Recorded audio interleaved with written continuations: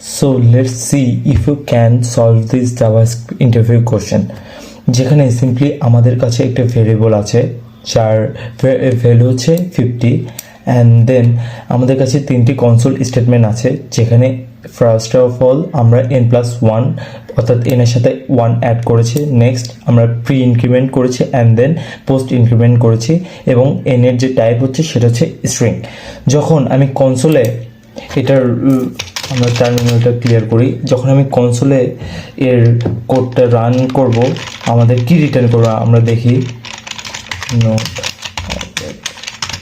GS আমাদের কিন্তু 501 as a string, 551 as a number, 51 as a number return করেছে, কারণ প্রথমে কনসোলে n+1 করা হয়েছে যার কারণে 1 এখানে কনক্যাট করা হয়, যে কারণে 1 এখানে যুক্ত হয়ে অ্যাজ এ স্ট্রিং আমাদের রিটার্ন করে। কিন্তু যখন আমরা প্রি ইনক্রিমেন্ট বা পোস্ট ইনক্রিমেন্ট ইউজ করি তখন জাভাস্ক্রিপ্ট স্ট্রিংকে নাম্বারে কনভার্ট করে।